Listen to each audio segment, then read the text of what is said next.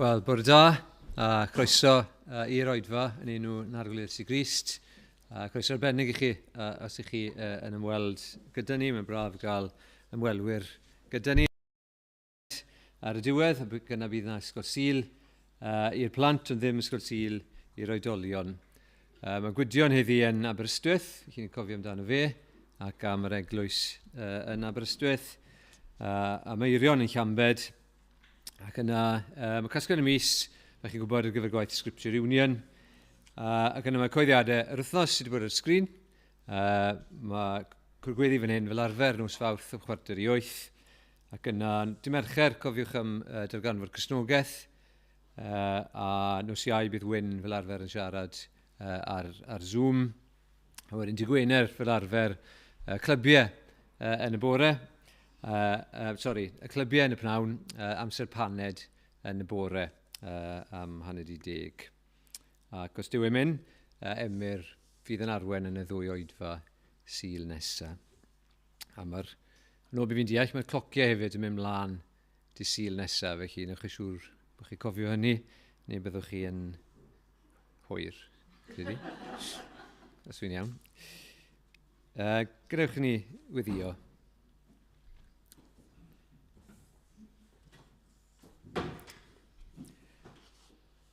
I ni diolch i ti o Arglwydd am y cyfle yma nawr i ddod at yn gilydd, i dy addoli di. Diolch dy fod ti yn dduw byw ac yn dduw sy'n siarad, a dy fod ti'n siarad trwy dair. A mae'r peth gorau gallwn ni wneud bore yma nawr, beth bynnag arall sydd ar y meddyliau ni, yw dod a agor y gair gyda'n gilydd a gwrando ar dy lais di. Ac yn ein gwyddio, byddwn ni yn cymryd deiriau di o ddifri ac y byddwn yna groeso i deiriau di yn ein calonau ni. Ni'n diolch i ti y bore yma am yr Arglwydd Iesu Grist, a diolch bod neb yn cymharu gyda fe. Diolch dy fod ti'n gallu dweud amdano fe, dy fod ti'n yn ymhyfrydu ynddo fe. A dyma yn unig obeth ni yw sefyll yn ei gyfiawnder e. Ond ni yn gwyddio hefyd Arglwydd. Byddwn ni'n sylweddoli o'r newydd bod Iesu Grist yn fyw. Dy fod yn cerdded gyda ni, fel bydd y plant yn meddwl yn yr ysgol Sul, meddwl am y ddau ar y ffordd i maes, a'i tân, a'i calonau nhw ar dan, wrth iddyn nhw rando ar Iesu Grist yn esbonio'r ysgrythyr. Ac yn ni'n gwyddio Arglwydd, y bydde hwnna'n wir amdano ni, fel bod ni yn cael y newid o ddi mewn, i dy garu di, i gysau pechod, ac bod ni eisiau byw i dy wasanaethiad o gwneddi di. Ni'n gwyddio nawr heddi. Byddwn ni ddim jyst yn gyfarwydd ar geiriau yma, ond bod ni wir yn ymateb yn ein calonau i'r hyn wyt ti'n dweud wrthyn ni. Helpa ni nawr, wrthyn ni godi, wrthyn ni ganu, helpa ni dy addoli di yn ein calonau. A gwyddio bydde ti'n cymryd y parch a'r clod i gyd. Yn enw Iesu Grist. Amen. O'n i yn mynd i ganu efo'n gilydd. Emyn rhif 27, bydd y geiriau ar y screens. Duw Abram, molwch ef, yr holl a lluog dduw. Ni'n dod at dduw mawr y bore yma, Duw sy'n cadw ei addewidion. A falle bore yma bod chi'n teimlo yn ddigon gwan, yn ddigon anghennus, wel mae'r ail bennill yn dweud hyn. I eiddyl fel my fi, hynny yw un gwan ac anghennus fel fi, fe'i geilw ei hun yn dduw. Mae e'n galw ei hun yn dduw i'r gwan. Trwy waed ei fab ar galfari fe'n ceidw yn fyw. A felly mae'r pennill ola yn dweud hyn, holl dyrfar nef a gahan mewn diolch yn gytun i'r tad a'r mab a'r ysbryd glân, ei mawl sydd un. O henffych i o'r dilith clodforaf gyda hwy. Dduw Abram am Duw unai. Mae'n gallu bod yn dduw i ni y bore yma, heb dewi mwy. Nawn ni sefyll i ganu mawl dy'n gilydd.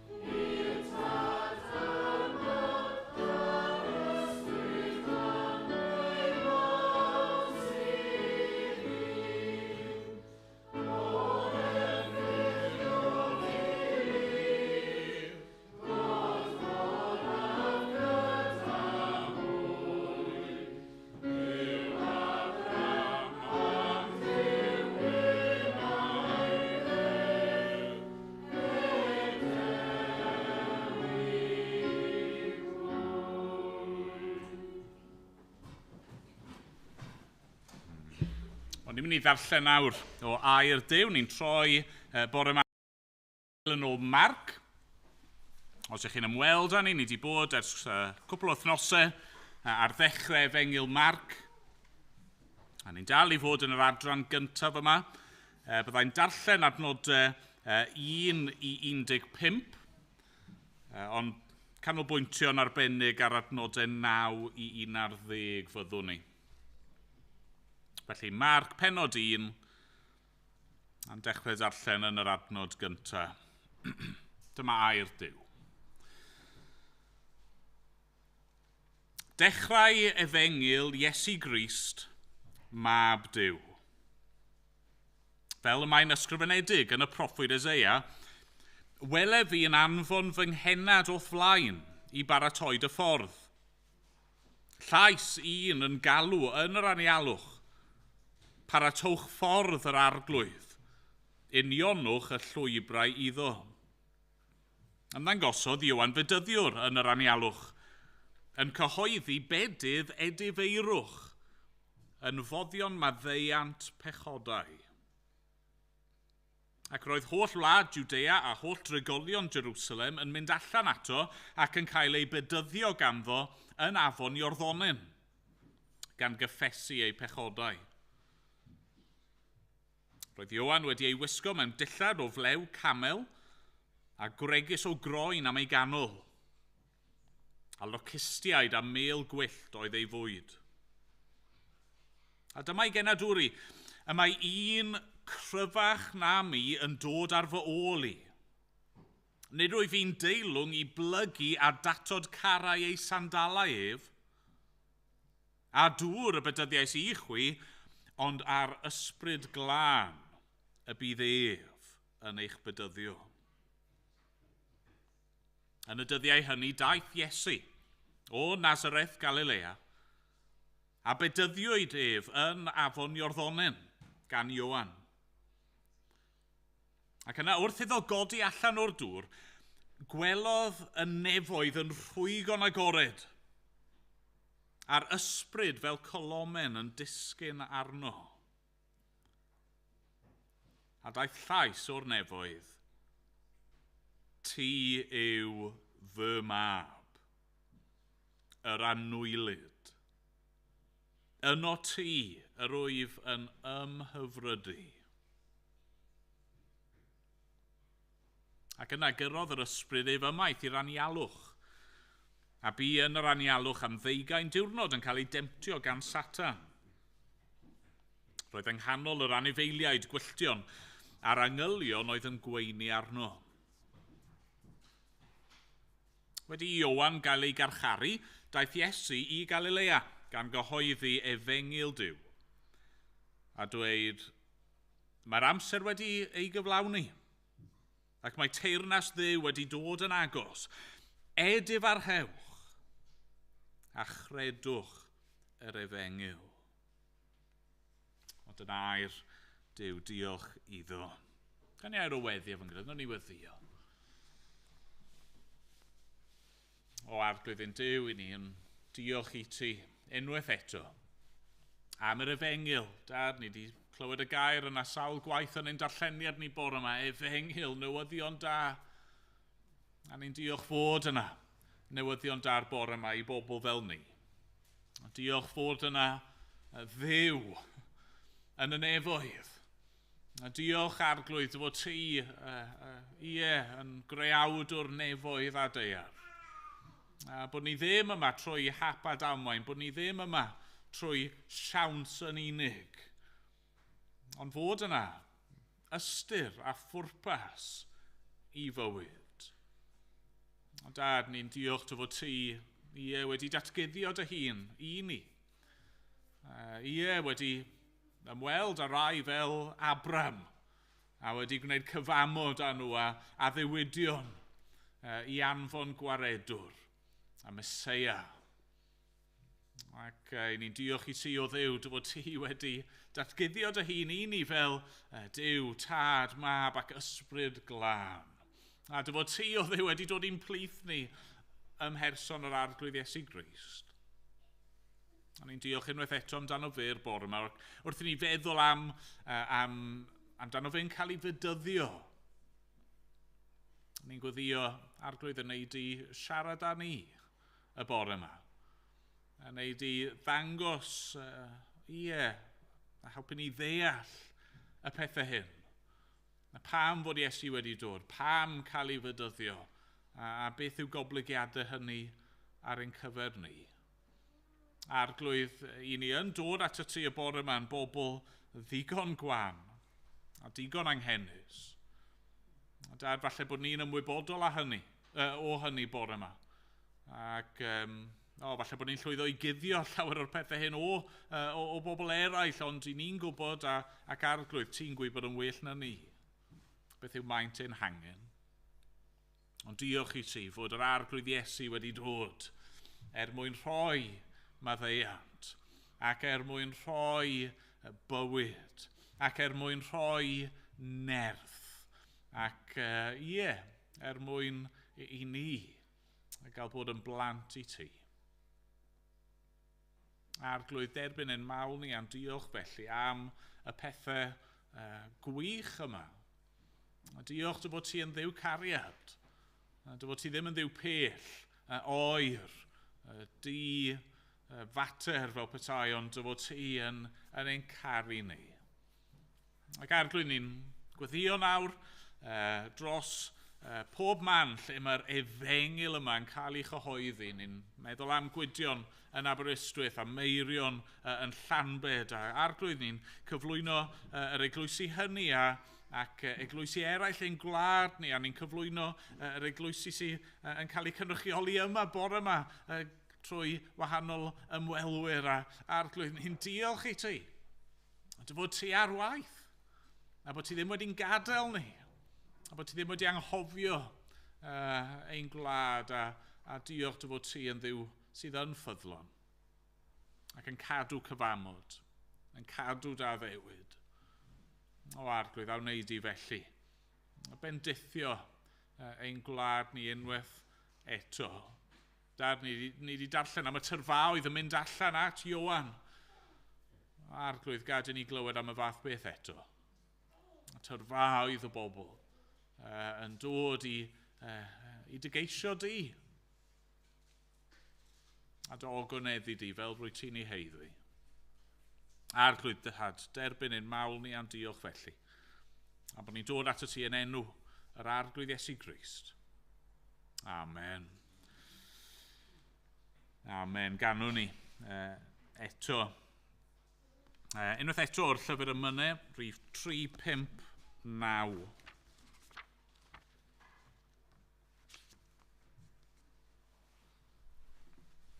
O arwain fy enaid i'r dyfroedd.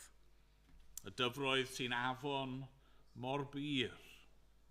Y dyfroedd a dorant fy syched trymed fy nolir am cur. Ac ymlaen, o'n i sefyll i ganid yn gilydd.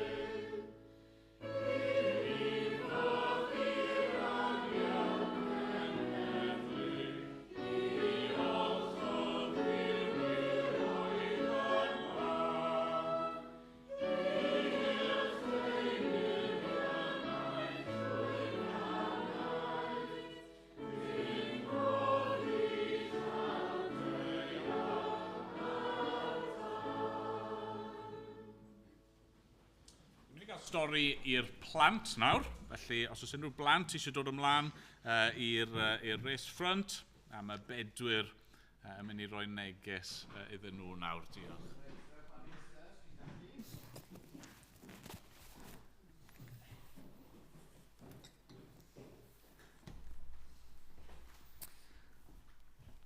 Reit, cwestiwn cynta.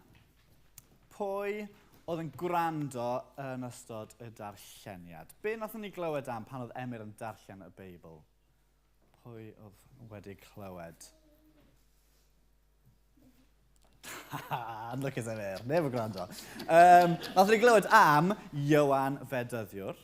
Okay. Beth oedd Ioan Fedyddiwr yn gwisgo? Croen camel, blew camel, da iawn ti. Beth oedd e'n bwyta?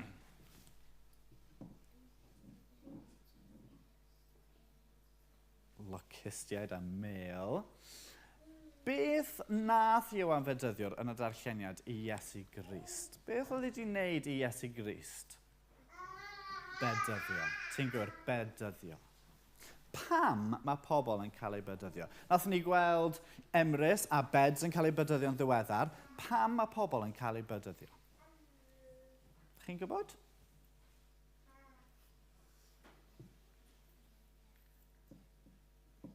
I glanhau'r pechod.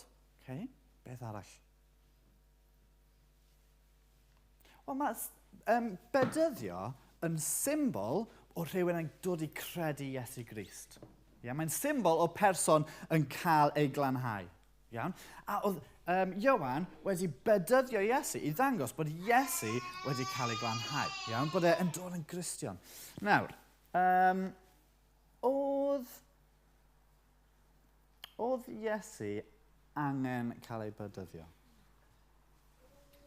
Cwestiwn da, cwestiwn da. Ydyn ni angen cael ein bedyddio? Ydy e'n mynd i wneud ni yn iawn gyda Duw os ni'n cael ei bedyddio?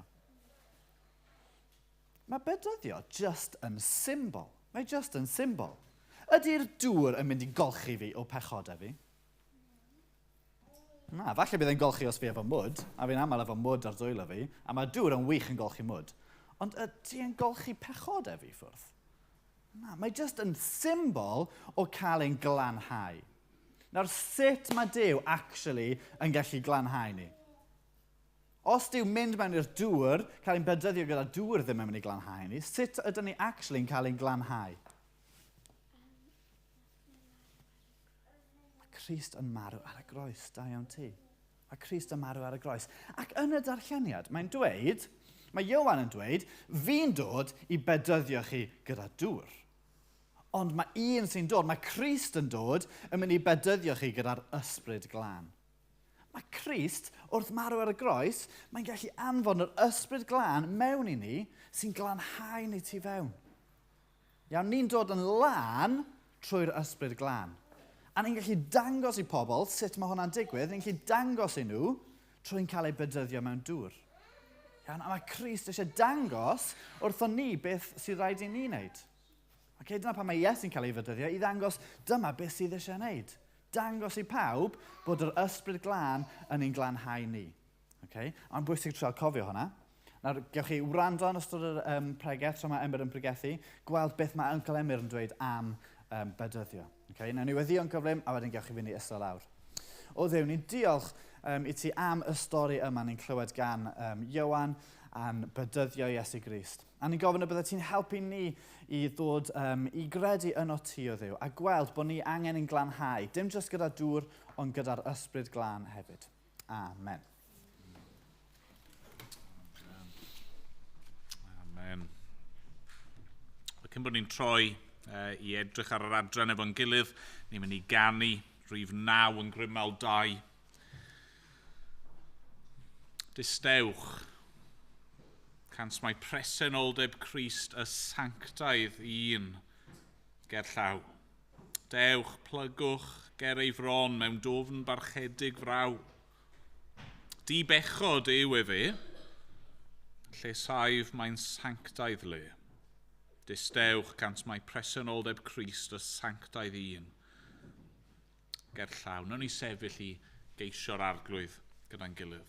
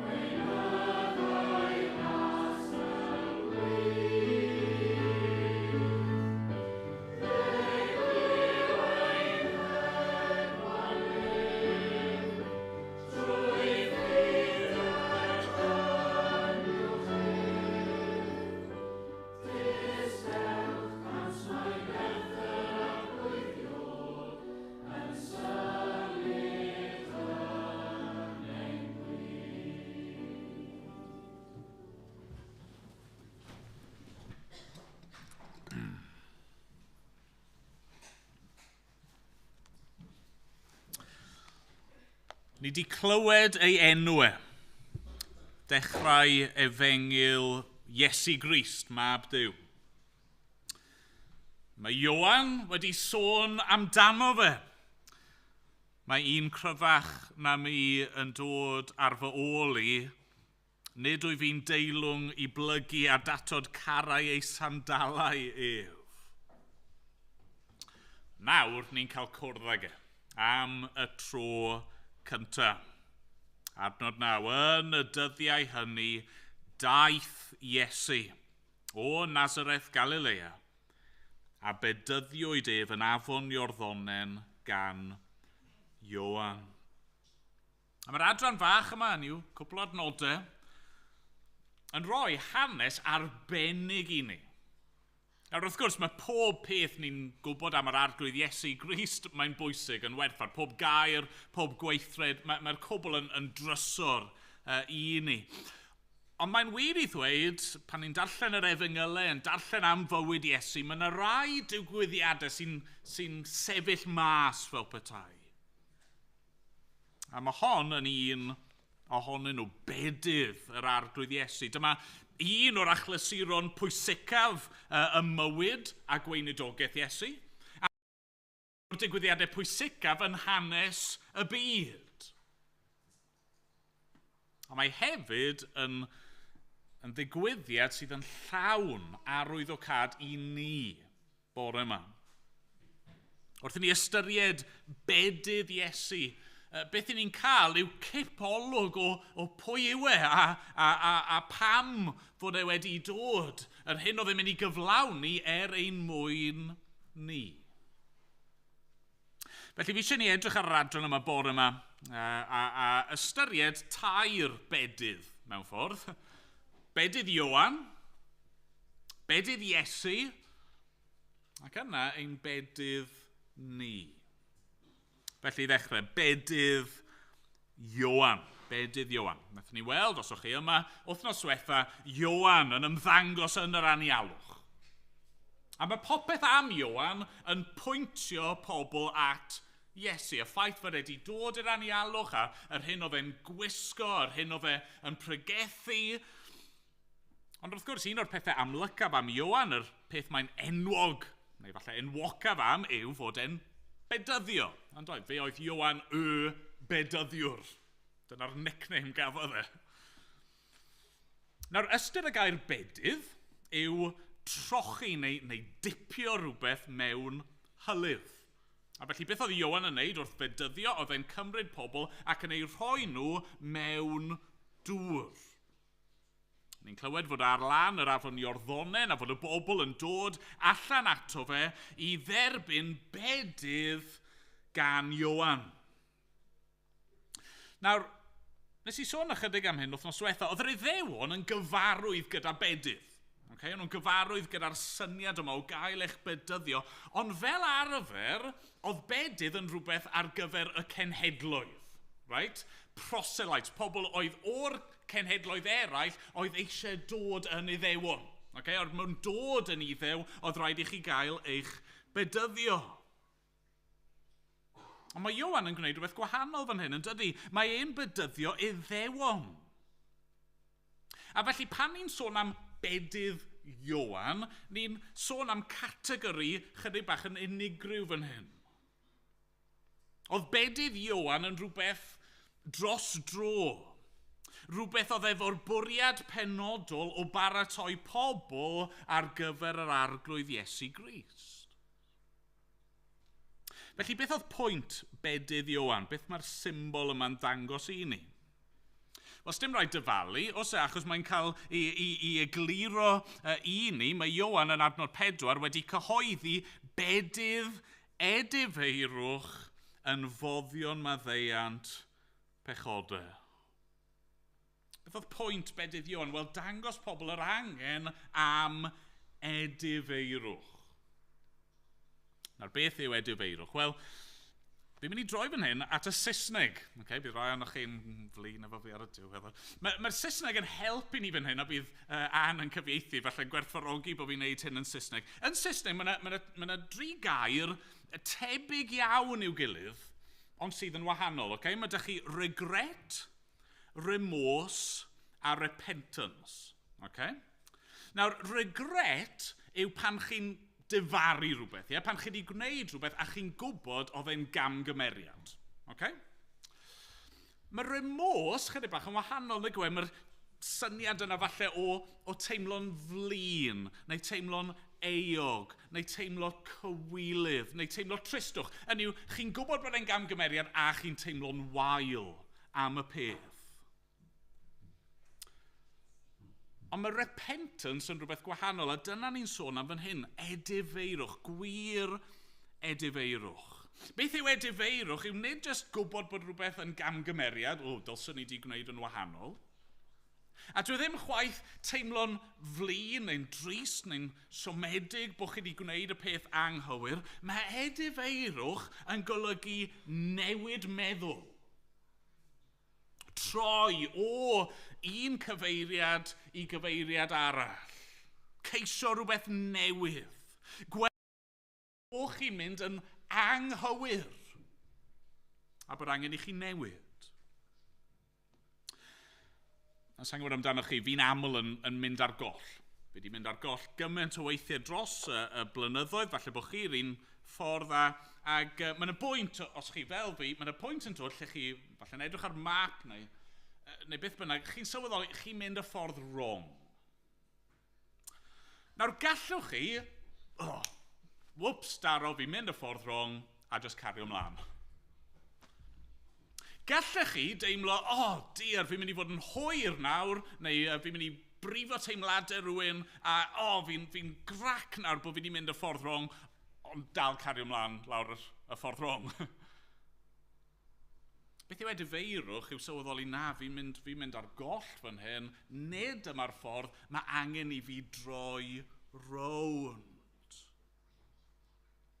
Mae edifeirwch fan hyn i wneud gyda ymwybyddiaeth o bechod.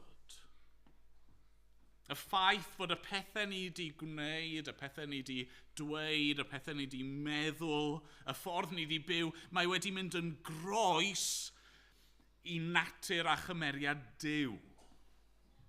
Ddim jyst bod ni wedi gwneud pethau oedd yn dwp, nid jyst bod ni wedi gwneud pethau sydd yn brifo pobl eraill, ond bod ni wedi gwneud pethau sydd yn heiddi cosb Duw.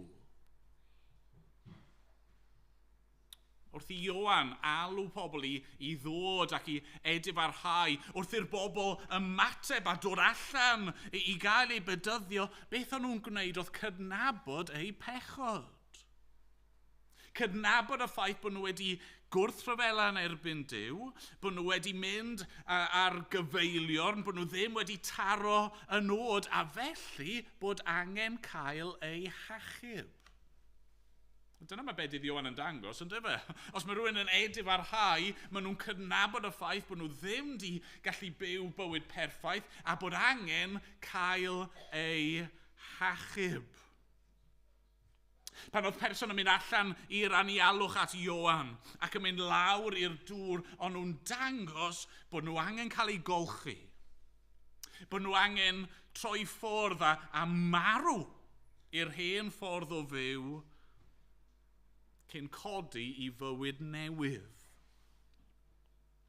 Mae'n ddiddorol, sa'n cofio hyn yn taro fi o'r blaen, ond wrth i fi baratoi, oedd e'n taro fi, lle mae Ioan yn bedyddio fan hyn? Wel, yn yr Iorddonen, pam? Wel, mae'n afon, mae digon o ddŵr yna i fedyddio, ond mae'r Iorddonen yn bwysig yn hanes y genedl, yn dydy? Chi'n cofio pan oedd y bobl wedi cael eu hachub o'r Aifft? Maen nhw wedi bod yn crwydro yn yr anialwch am 40 o flynyddoedd, ond wrth iddyn nhw ddod i fewn i wlad yr addewid, wrth iddyn nhw wir ddod allan o'i caethiwed ac i fewn i'w gwlad ei hun, beth sy'n digwydd? Maen nhw'n dod trwy ben. Fan hyn mae Ioan yn dweud, dewch, edifarhewch. Mae'n y ryddid i'w gael. A mae rhaid i fi stopio ar y pwynt yma a gofyn i bob un ohono ni, os ydych chi brofiad o hyn? Profiad o edifeirwch. Fi'n siŵr bod ni gyd wedi profi regret, am pethau ni wedi gwneud. Fi'n siŵr bod ni gyd wedi profi remors am y pethau ni wedi gwneud, ond ydych chi wedi edifarhau? Ydych chi wedi gweld fod y pethau yn eich bywyd chi, yn eich gwahanu chi oddi wrth Dduw? Ac yn golygu bod chi angen cael eich achub. Pan mae Iesu yn dechrau ei weinidogaeth yn adnod 15, yr un neges i ganddo fe, ynddo fe? Nid jyst rhywbeth gan Ioan oedd hyn, ond gan Iesu hefyd. Mae'r amser wedi ei gyflawni, mae teyrnas Dduw wedi dod yn agos. Edifarhewch a chredwch yr efengyl. Felly dyna bedydd Ioan yn dangos i ni'r angen am edifeirwch. Mae eisiau ni droi'n meddwl ni nawr ychydig bach at fedydd Iesu. Okay? A mae yna ddau beth ryfeddol sydd eisiau ni sylwi arnyn nhw fan hyn. Y peth ryfeddol cyntaf, a nath Bedwyr nodi hyn, y peth ryfeddol cyntaf yw'r ffaith fod Iesu yn dod i gael ei fedyddio o gwbl. Achos pam chi'n stopio ac yn ystyried be fi newydd fod yn dweud am bedydd Ioan, bedydd edifeirwch, dyw e ddim yn gwneud synwyr ydy e. Os oedd bedydd Ioan yn rhywbeth oedd yn dangos edifeirwch, yn dangos pechod, yn dangos yr angen i gael eich golchi a'ch glanhau a'ch achub, oedd dim angen i Iesu gael ei fedyddio o gwbl. Oedd e? Mae bach fel, os chi'n ddigon ffodus i brynu car newydd. Right? Un o'r pethau sy'n wir am geir newydd sbon yw bod chi ddim angen cael MOT am 3 blynedd, os fi'n deall yn iawn. Pam? Wel, achos mae'r car yn newydd. Does dim problemau gyda'r car eto. Maen nhw'n cymryd yn ganiataol bydd y car yma yn iawn am y blynyddoedd cyntaf. Nawr fi eisiau chi ddechmygu rhywun cyfoethog, maen nhw'n mynd i'r dealership a maen nhw'n prynu car newydd sbon. Okay? Llythrenol di dod syth o'r factory, stim miles ar y cloc eto. Okay? A maen nhw'n mynd mewn i'r car, tanio'r car, a gyriau syth lawr i'r garage lleol ac yn mynd o fe mewn a gweud, o, gai MOT os gwelwch yn dda. Wel, byddai'r mechanic yn y garage yn edrych yn dwp arnoch chi. Be ti'n neud yma? Yn gyfreithiol, sdim angen MOT.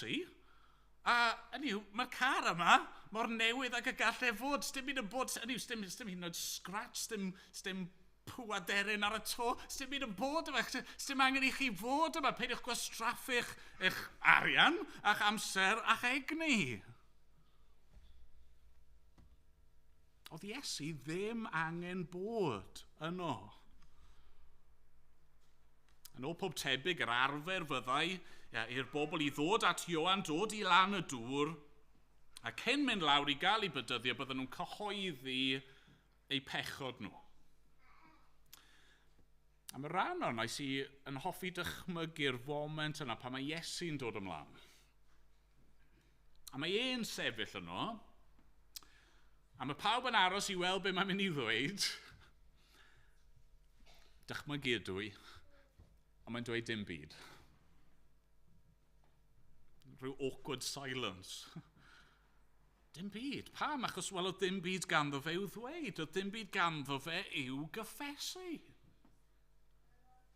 Fe yw Iesu, y Crist, y Meseia, mab Duw. Nawr, wrth gwrs, dyw Mark ddim yn cofnodi'r peth i ni, ond ni'n gwybod ydy ni fod Iesu wedi cael ei eni mewn ffordd dirgel trwy waith yr ysbryd glân yng Nghroth Mair. Ni'n gwybod fod e wedi cael ei eni yn ddi-bechod, a ni'n gwybod fod yn ei ddiwdod, ond hefyd yn ei ddyndod, yn gwbl ddi-bechod. Dim drygioni, dim twyll, dim cenfigen, dim balchder, dim un meddwl cas hyd yn oed. Mae Ioan mewn man arall yn tystio am Iesu, wele oen Duw sy'n cymryd ymaith bechodau'r byd. Fe yw'r oen. Yr oen di fai a di nam. A felly mae hynny'n gydol cwestiwn i ni, pam cael ei fedyddio?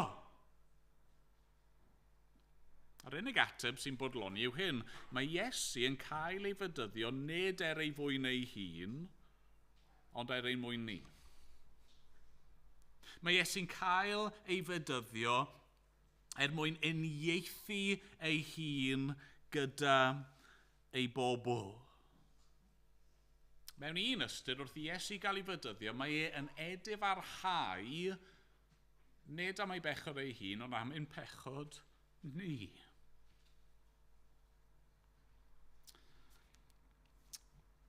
Chi'n gwybod pan chi weithiau'n golchi llestri? A chi wedi bod yn golchi'r holl lestri yma ac beth sydd â chi ar y diwedd yw just y bowlen yna o ddŵr horrible. Hynny yw, dŵr byddwch chi sicr ddim eisiau golchi ynddo fe na dim byd i'w wneud o, chi jyst eisiau taflu and i chi. A mewn ffordd wrth i y bobl yma edifarhau a mynd i olchi pechod nhw yn yr iorddonen. Fi eisiau chi ddychmygu mewn ffordd fod yr iorddonen jyst yn mynd yn fwy ac yn fwy brwnt, yn fwy ac yn fwy horrible. Ond yma mae Iesu'n dod a be mae e'n neud? Mae'n fodlon mynd lawr i'r dŵr yna. Mae'n fodlon mynd lawr i gymryd y brynt ni yna arno fe ei hun. Pan mae Iesu'n cael ei fedyddio, mae'n gwneud hynny fel arwydd o pam fod e wedi dod. Bod e wedi dod mwyn mynd lawr i farwolaeth. Fod e'n mynd i farw. Yn mynd i gymryd ei ogrwydd, ei bobl arno fe ei hun, ac yna'n mynd i godi mewn buddugoliaeth. Nawr fel petai i gadarnhau hynny, mae yna ail peth ryfeddol am fedydd Iesu. Achos wrth iddo fe ddod lan o'r dŵr, be sy'n digwydd? Wel, adnod 10. Wrth iddo godi allan o'r dŵr, gwelodd y nefoedd yn rhwygon agored, a'r ysbryd fel colomen yn disgyn arno. A daeth llais o'r nefoedd, ti yw fy mab, yr annwylyd. Yno ti yr wyf yn ymhyfrydu. Wrth weld parodrwydd Iesu i wneud ei waith achubol. Wrth weld Iesu fel petai'n ailgysegru ei hun i wneud y gwaith oedd wedi cytuno i wneud nôl yn rhagwyddoldeb. Mae'r nefoedd yn rhwygo. A mae'r tad a'r ysbryd glân yn methu peidio a dod yn agos fel petai ac amlygu ei hunan. Mae'r tad yn gorfod cadarnhau a mae'r ysbryd yn dod i lawr, yn disgyn ar Iesu, yn dod fel ar ffurf colomen, falle'n arwydd o heddwch, ond yn dod mwyn nerthu Iesu i gyflawni ei waith. Mae'n ddigwyddiad ryfeddol, achos be ni'n gweld fan hyn yw datgyddiad o natur Duw. Drindod fendigaid. Ni'n gweld rhyw gipolwg o'r berthynas yma sydd wedi bod yn wir o dragwyddoldeb i dragwyddoldeb, tad, mab ac ysbryd glân. 3 pherson ond 1 Duw. Wrth i ni edrych at fedydd Iesu, wrth i ni edrych ar yr hyn oedd ein barod i wynebu ein mwyn ni, i ni'n gweld Duw. Y Duw sydd, yn dad, mab ac ysbryd wedi bod ar waith yn trefnu ac yn gweithredu achubiaeth. Y Duw mawr ac anhygoel yma sydd tu hwnt i'n deall ni. Y Duw yma sydd yn gariad tragwyddol. Y Duw yma sydd wedi datguddio ei hun ac sydd wedi dod i'n plith ni ym mherson yr arglwydd Iesu Grist. A fan hyn ni'n dod i'n pwynt ola ni felly. Ein bedydd ni. Ein bedydd ni. A falle bod y pwynt ola yma ddim mor amlwg ar yr olwg gyntaf. Hynny yw ni'n deall, mae bedydd Ioan yn cael ei weithredu, a mae Iesu ei hun yn cael ei fedyddio, ond lle ydw i yn yr darlleniad yma? Lle ydw i yn yr stori yma? Wel, cofiwch nôl i beth oedd Ioan wedi dweud yn adnod 8. Ond ei ddarllen adnod 7 hefyd. Mae un cryfach na mi'n dod ar fy ôl i. Nid wyf fi'n deilwng i blygu a datod carau ei sandalau ef. A dŵr y bedyddiais i chwi, ond ar ysbryd glân bydd ef yn eich bedyddio. Un o'r pethau mawr ni wedi clywed am Iesu mor belled yw fod e'n mynd i fedyddio ei bobl gyda'r ysbryd glân. A felly chi'n gweld mae bedydd Iesu ar hyn mae e'n profi yn pwyntio ymlaen i'n bedydd ni. Nawr fod Crist wedi dod, nawr fod e wedi cael ei fedyddio ac yna wedi cael ei demtio a wedi cyflawni ei weinidogaeth ac ie wedi mynd ymlaen a wedi gwynebu'r groes a wedi cael ei gladdu ac wedi atgyfodi ac wedi esgyn i'r nef. Nawr mae Iesu wedi tywallt allan yr hyn oedd wedi ei addo, sef yr ysbryd glân. Mae Iesu wedi cymryd ein brynt ni i gyd arno fe ei hun fel bod ni yn gallu bod yn hollol lam. A felly mae'r gwahoddiad yna nawr i ni i edifyrhau ac i gredu'r Efengyl ac i gael ein bedyddio. Ac wrth wneud hynny, mae'r Cristion yn cael ei fedyddio yn enw'r Duw yma sydd wedi datguddio ei hun, y Tad, y Mab a'r Ysbryd Glân.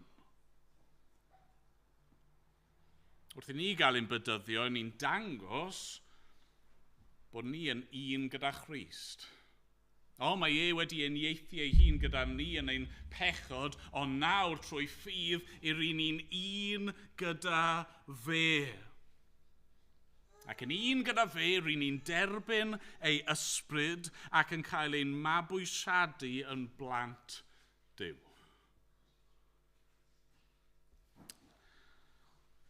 Meddyliwch am hyn nawr. Oedd Iesu ddim angen cael ei fedyddio, ond mae'n dewis cymryd ein bedydd ni, ein edifeirwch ni, ein pechod ni. Pam? Fel bod ni yn gallu derbyn ei fedydd e. Bore yma, os ych chi'n Gristion, i chi yn gallu profi beth profodd Iesu.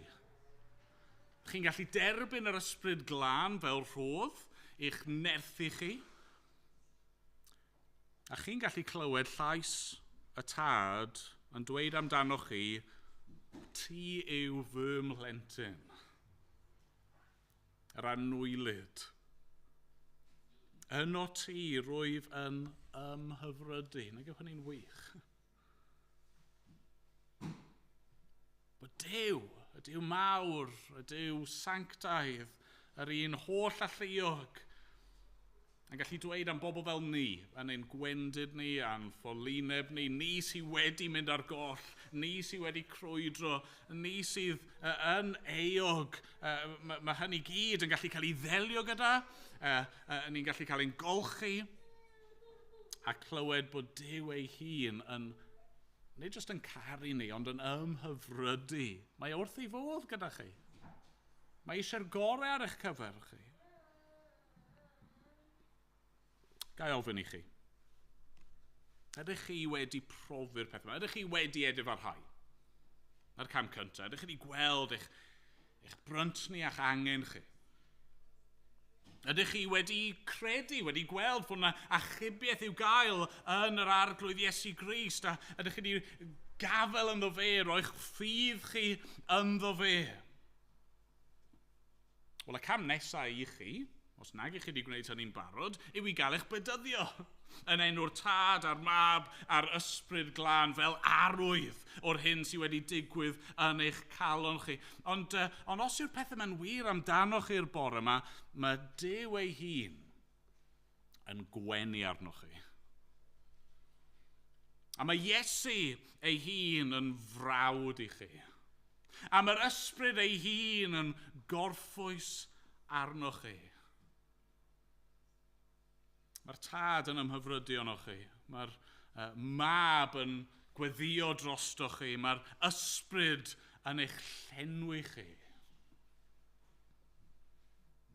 Diolch iddo. Amen. Amen. Ganwn ni o Grymal 2, rhif 122.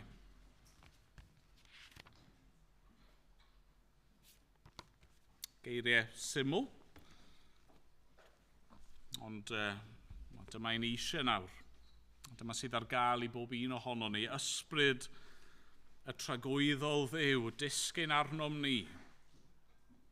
Ysbryd y tragwyddol Dduw, disgyn arnom ni. Plyg ni, trin ni, golch ni, cod ni.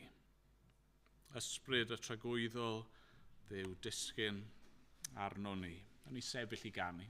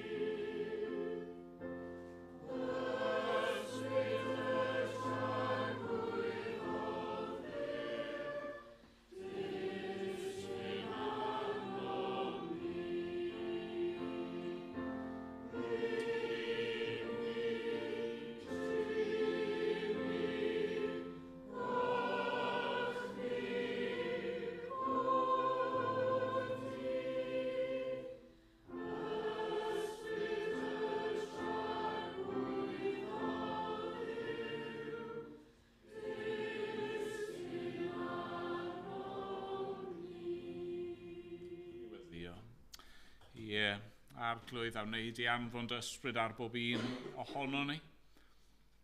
Arglwydd, dymuniad ni yw i weld pob un yn edifyrhau, yn credu'r efengyl, ac yn cael ei bedyddio yn enw'r Tad a'r Mab a'r Ysbryd Glân.